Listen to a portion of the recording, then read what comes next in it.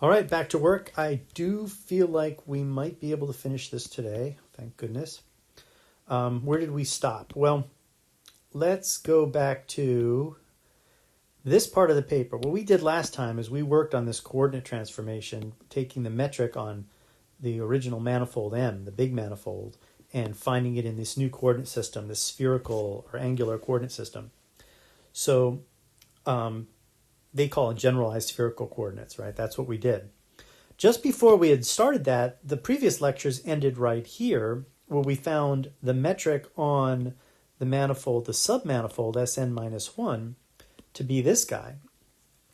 And we worked pretty hard to do that, but what was nice is look what popped up. What popped up was our Riemann tensor, right? So that was good. That was what all of the previous work was.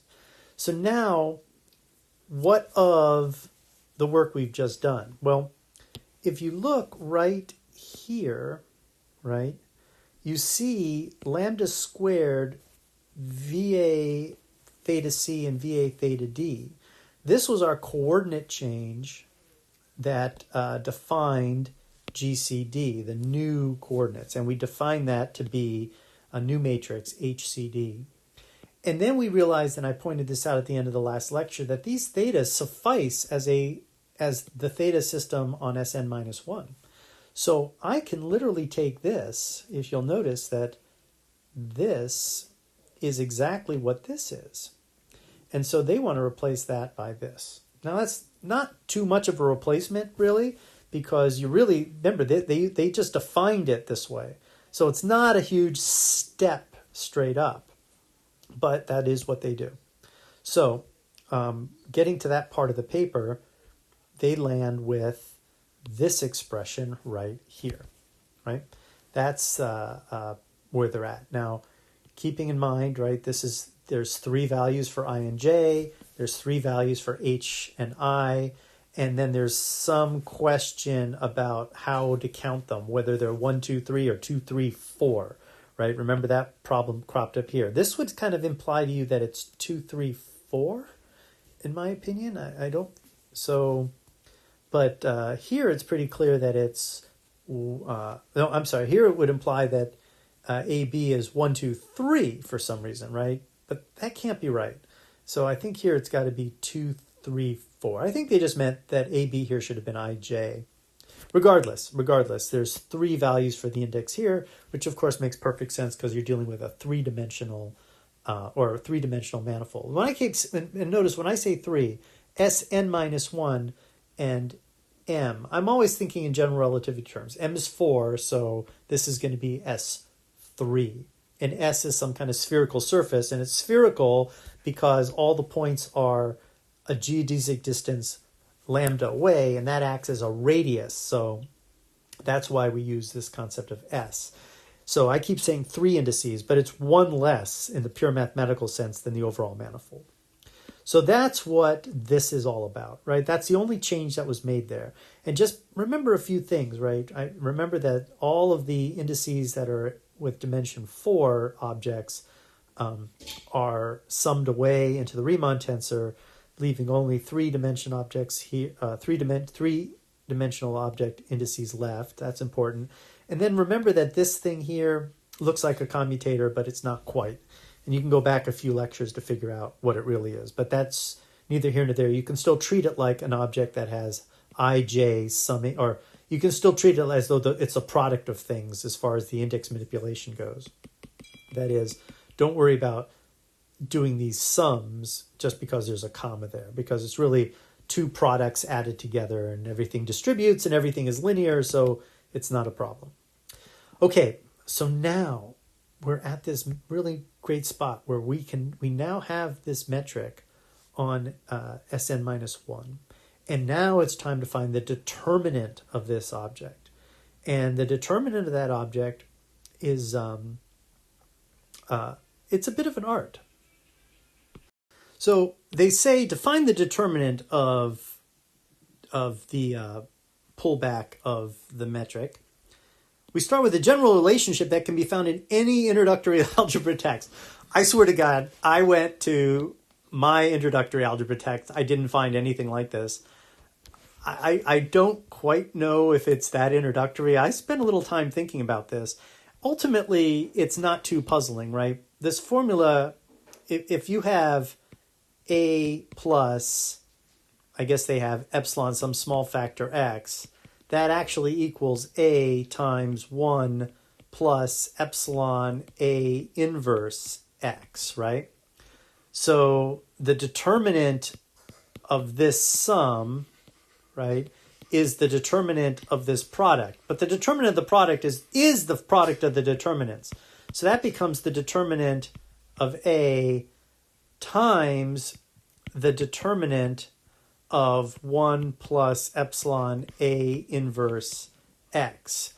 It's this guy, the determinant of something that is infinitesimally close to the identity, that to up to second order is 1 plus epsilon times the trace of the matrix. So A inverse x is a matrix.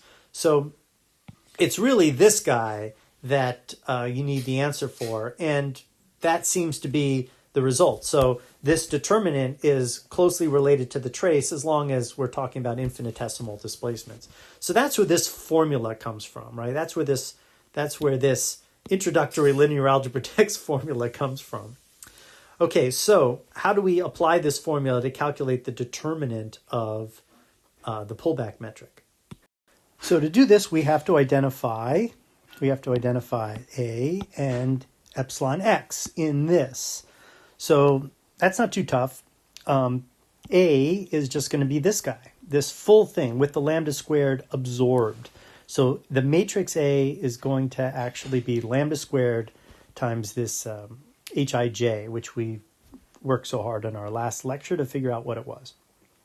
So the lambda squared kind of disappears at this point, and we'll call this the matrix A, and we could even indicate that it has Ij components.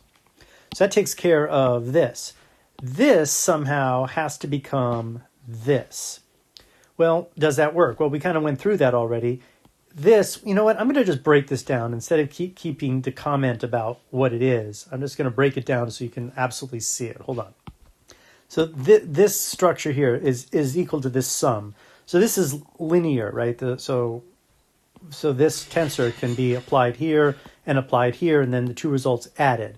So the point is that when you look at this, as I said just a moment ago, the E and the B parts get summed away, and then here the C and the D parts, those get summed away too. So all that's left are these Ij indices.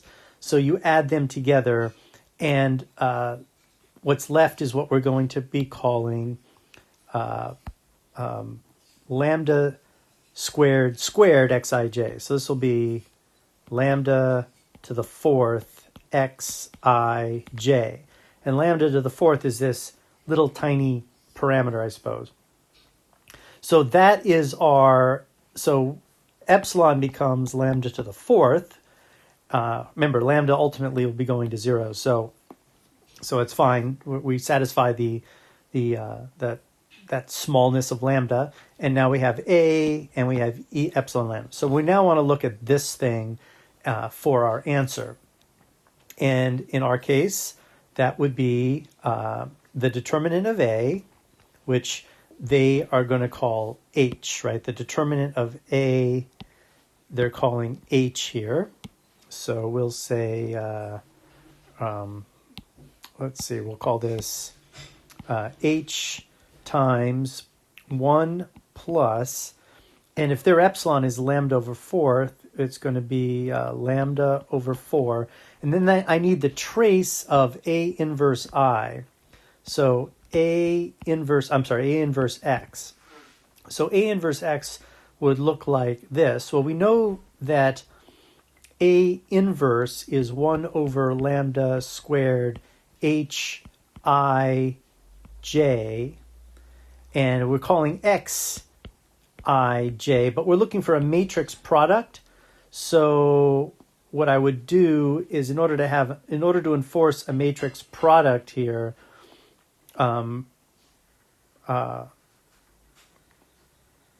let's see, the way this would have to go is the standard matrix product, the two inner indices would match. So I would go I and then say something like Ki, right? And this would be the literal matrix product of A inverse X, given in index notation. But I'm interested in the trace of that. So this guy ends up being some other matrix, 1 over lambda squared. I'll call it Y K J, right? And now I'm taking the trace. So I just set K equal to J to get the trace, right? So ultimately what that means is if I set K equal to J, I would just go J here. And then if I flip the two, I get IJ because we know that this is symmetric. So the point I'm trying to make is this trace term is going to basically, the core of it is going to be Hij Xij, like that. And that's exactly what we have here, right? Because this part,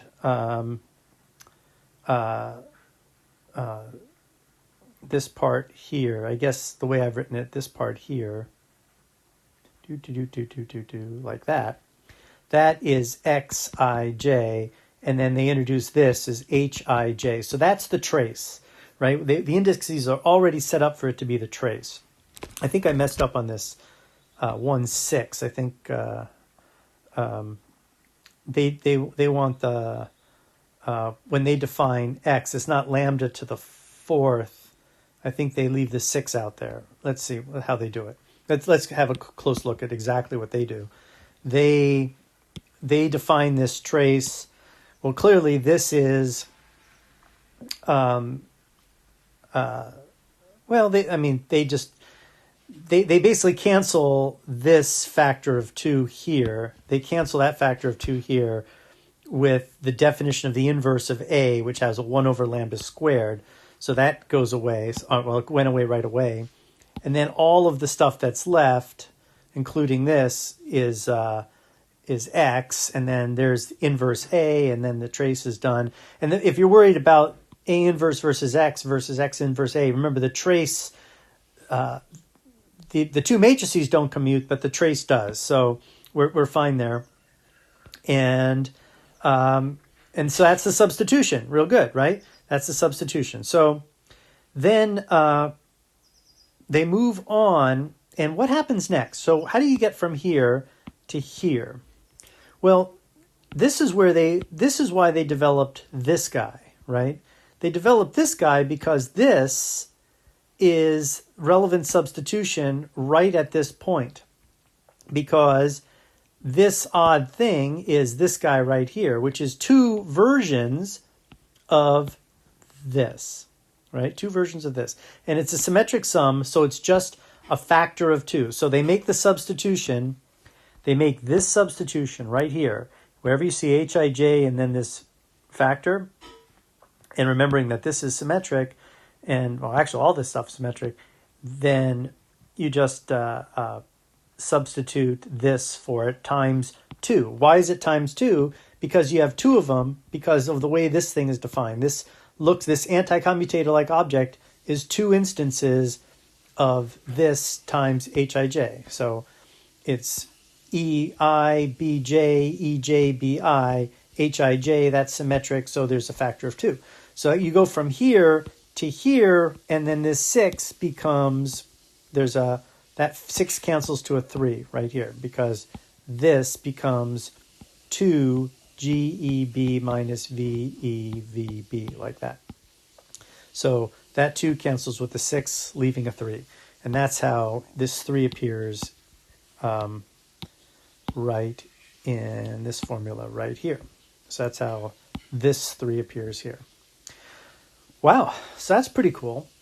Now, at any point here, we could substitute my alternative definition, by the way, right? Where instead of 2/3 ECDB, I replace it with the sum. I'll do that later because we're on a roll right now, right? So this now linearly goes across. The Riemann tensor now linearly applies to these two things. So you end up with this term here, which is raising the index B and replacing it with E, right? So this is obviously going to be R, E, C, D, E, like that. That's cool. And then this is just this long linear sum where each of these items are contracted because you have VE, VB, and VC, VD here. And so what gives next? Right? So this is not a hard step to get to. Let's see what happens next. Let's keep going, right? See, now we're actually moving through the paper and all the hard work is done. So now we have this determinant. We have the determinant of the matrix A out in front. This is the determinant of this little epsilon as long as lambda is promising to be small. The last term involves the symmetric sum, which is anti-symmetric in the first and last two indices. So what they're noting is they're just studying this guy, right? They're studying this guy. And what did they discover when they study that guy? They say, okay, we have VC, VD, VE, VB, and then we have R, E, C, D, B. Well, if you look at VC and VE, right, this guy is anti-symmetric in those two indices. Remember, R is anti-symmetric in the first two indices and anti-symmetric in the second two indices. So any symmetric sum in the first two is going to give you 0. But not only, so boom, it's 0 right away. And then the second sum terms, even on the will also give you 0 because it's anti-symmetric in those terms. So they're saying this guy here actually equals 0, right? That's what they've discovered there. So that wasn't very hard. So another great simplification. So we're just left with one term. Boy, this is beginning to look really simple. Now they raise the index. I raised it a moment ago here, but they raised it here. And what did they do? How did they get from here to here? So let's have a look at that. Well, the first thing they did was they switched D and B. They switched these two. But remember, we just talked about the anti-symmetry. So to switch them, you have to introduce a minus sign, right? You introduce a minus sign. So then they switch them, and after they switch them, they end up with EC, B, D, and then they used the metric and raised E in favor of B. So they get R, B, C, B, D, which equals the definition of the Ricci tensor, right? So this now is the Ricci tensor on CD, right? And this positive sign changed to a minus sign. So that's where they are with that. So pretty good. So this now is the determinant of the pullback of the metric onto the manifold Sn minus 1. All that work. And look at it. And it's really neat. The pullback of this metric, the determinant of the pullback, is related to the Ricci tensor. Now notice, remember, the metric itself would be given as Gij, right? But the determinant of the metric is always just the symbol without any indices. So you know this is the determinant because there's no indices. So G tilde is defined as the determinant of G tilde Ij, just in case there was any doubt. I should have probably explained that back here when H dropped. Now the problem is that's not strictly true because the determinant of Hij is not H. This is the determinant of lambda squared Hij, right? That I am right about that. Let me just double check where that lambda squared might have gone. I don't know. I feel like H is the determinant of lambda squared Hij. I might be missing something. If you notice how I might be missing this, let me know. But I think this statement, the determinant of Hij is H, I think that's incorrect. I think it's actually the determinant of 1 over lambda squared. I'm sorry, no. The determinant of lambda squared Hij is H, the way they're doing it.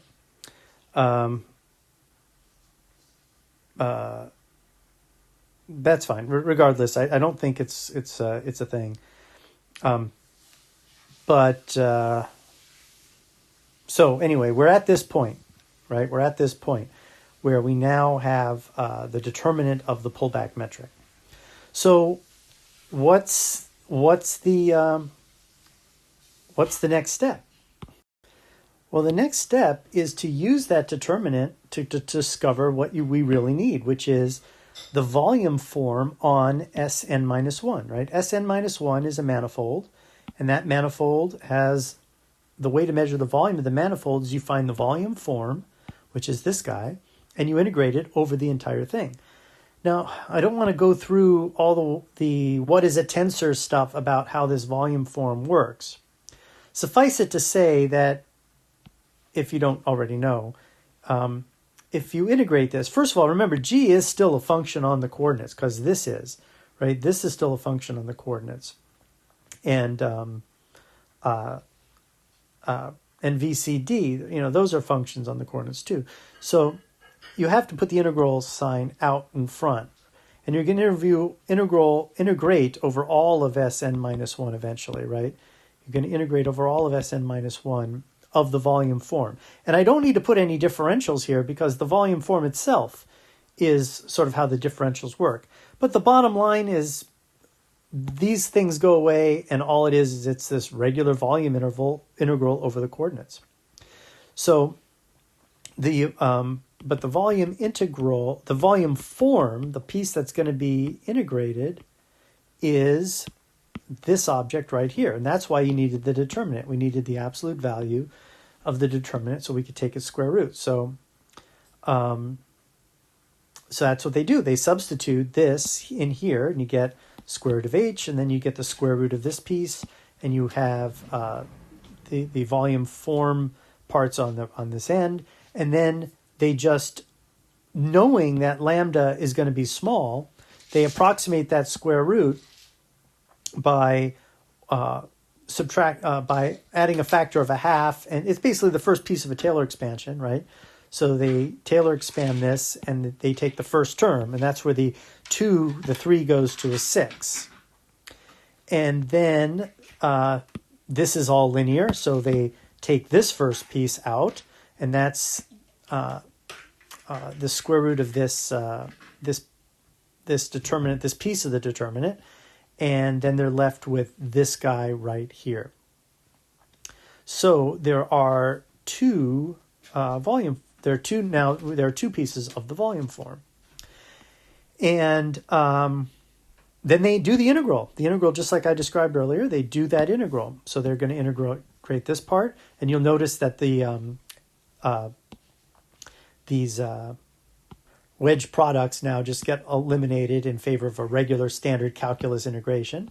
So you have one integral, and then you have this second integral, right? You're going to take those two separate integrals. And then you'll have the volume of the Sn minus 1 manifold. So all of the work we did was to get this, so we could get this, so we could do this integral. Okay, so before we go on with this integral and figure out the ultimate end, which is right here, right? There's our boy, right? There's our scalar curvature, right? This is sort of foreshadowing. This is the volume. This is the scalar curvature. That's going to be the normal part, and that's going to be the correction, and there's the correction. Before we get all the way to there, let me go back and just prove to you that we land in the same spot with the alternative version of this that we derived a couple lectures ago. All right, so erasing all the ink and replacing this with the term that we discovered previously, you can imagine that if that substitution was actually done with this creature, we would have ended up here, right? All of this would have been replaced with this. So how would that have propagated through? Well, this would have been a minus sign, and that 6 would have been a 12, right? And then this would be the sum of, that would be this sum up here, right? And that would live for all of these terms, right? This would have been that sum. And then when we made this substitution for this piece, it would have all gone the same, and we would have had an additional factor of 2.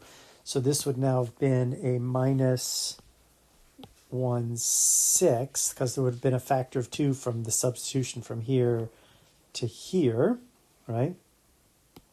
And then this part here would be the sum of those two terms above. And this would still be 0, right? Because this would have been the sum of those two terms, but it would have distributed linearly, and this would be 0 for the same reason. And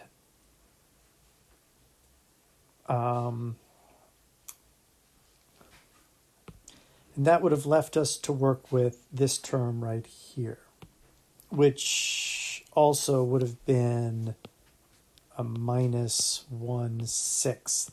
And this gets replaced by the sum. So let's have a look at that. So I hope I'm doing this right. This can be a bit confusing, but now we're at this point where we raise the we're going to raise the indices according to this metric, right? So we're going to raise E in favor of B in both cases. And that's going to make this guy, I'll do it in blue, RB DBC plus RBCBD, which is by definition the Ricci tensor RDC plus the Ricci tensor RCD, which is simply 2 times the Ricci tensor RCD. And that 2 will cancel this 1/6, so you'll end up with minus 1/3 lambda squared VCVD RCD. And how does this jive with what they've got? Well, what they've got, if you look at what they did up here, right, in order for them to, if they took they're raising their, this is their raise. So if you took their raise literally, what would happen? Well, you would raise E in favor of B here, like that. And that's really not the definition of the Ricci tensor. You need B, the lower index B needs to be in the middle.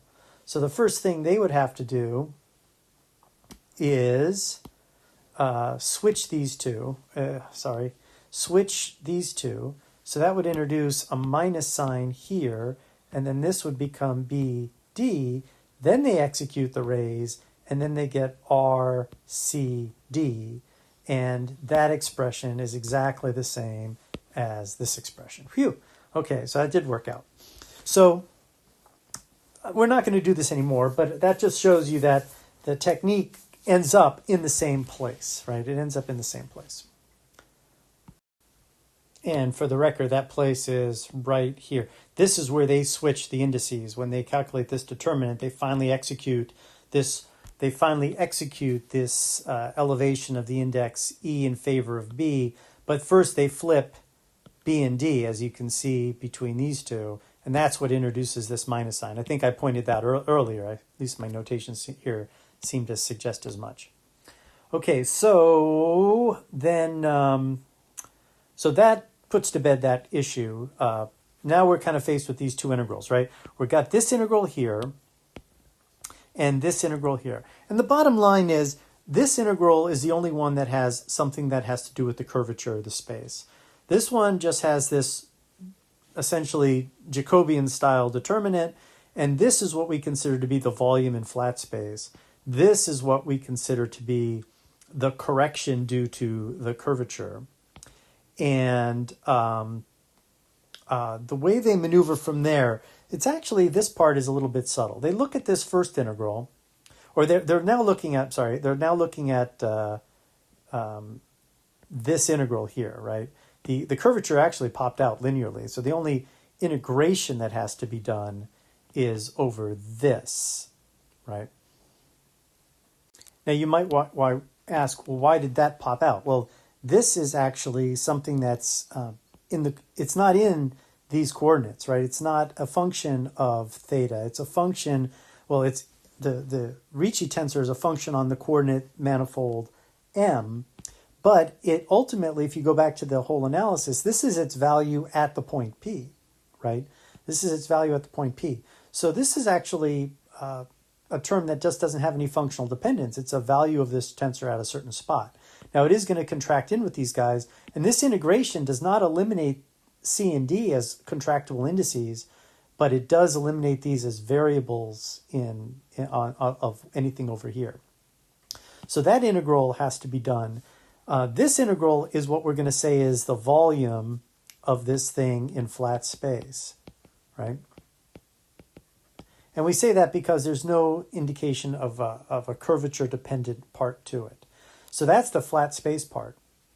And evidently, this whole thing is the volume in the curved space part. So this is the flat space, and this is a correction to the flat space part. Now, we're still looking for R to pop out, right? So this is sort of, a little bit difficult to grasp, and I don't think this paper describes this in great detail. But the point is that remember what V and VC, VD were. Remember what VA was. This is a normalized vector. So this is a unit vector, or these are the components of a unit vector in our tetrad system. And if you change these coordinates, the coordinates in S1, this vector which is sort of positioned at P, it changes its direction, but it really never changes its magnitude. Its magnitude is always the same. So when you integrate it over all possible angles, right, the thing that you're going to finally get in the end is going to be independent. Because it's a unit vector, it's always pointing in the same direction. It's going to be independent. It's going to be a rotationally invariant object. It's going to be a tensor quantity. And there's two indices here, and there's only one tensor quantity it could actually be, and that is the metric. It's got to be proportional to the metric. So that's how they evaluate this piece of the integral, is they say, look, just by understanding how we constructed V as a unit vector, this integral has got to end up being proportional to the metric. And then once they do that, they insert this constant of proportionality. So they say this is proportional to A times CD. And then they contract away the CD, the indices. And you get this full contraction, which is the dimensionality of the space, n, which for us would be 4, right? So they now know that this integration, because what they're calling this is 1, right? Because, well, here's what they've done, right? They've contracted with GCD, they bring it inside, that becomes a 1, and this is, of course, GCD at P. That becomes a 1, and then, but the right-hand side becomes some constant proportionality times n. So they decide that the volume of this particular volume integral is equal to A times n, and the constant of proportionality is this volume factor over n, right? But this integral here, right, is exactly the same as the flat space integral, right? So VF is the flat space integral, is just a constant times the dimensionality in size. And so this expression ends up being the flat space integral minus this constant of proportionality here, right? And or minus this piece. This was the part in front of the integral, right? So you end up with the GCDA. That's this part right here, right? That's equal to this integral, and then they substitute away for GCD A in favor of AN. Okay, let's just make sure we get this done right. Let's go back here, right? Just to make sure that this all looks completely correct, right? So this integral here, they calculated as VF, right? This integral here, they calculated as a constant A times the metric, right? And it's going to be the metric CD. It's going to have to carry the same indices, right?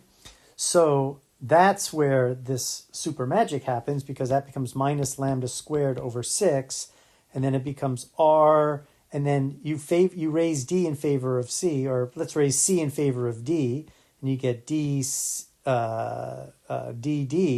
right, times A, which is minus lambda squared over 6 times AR, and that's our curvature, right? And let's see if that's what they did here, right? Minus lambda over 6, RCD, there's the substitution for the integral, right? This whole piece here was this integral, and that's gone, and then VF, then they took A and they substituted it for V volume over N, right? So they did that, and then they pulled the VF out, and this is your answer.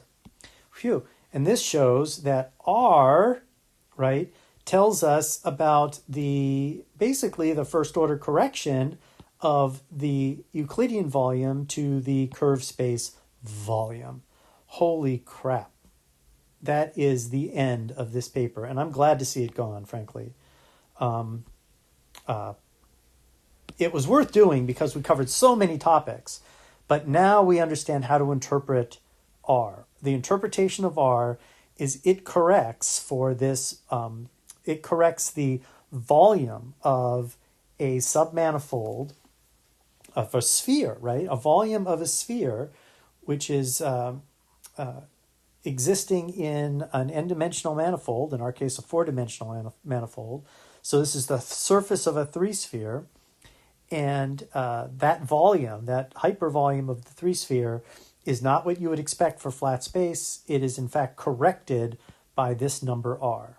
So now we know how to interpret all of the things. We can interpret the curvature tensor, we can interpret the Ricci tensor, and we can interpret the curvature scalar.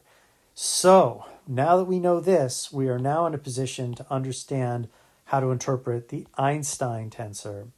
And that will be our next step.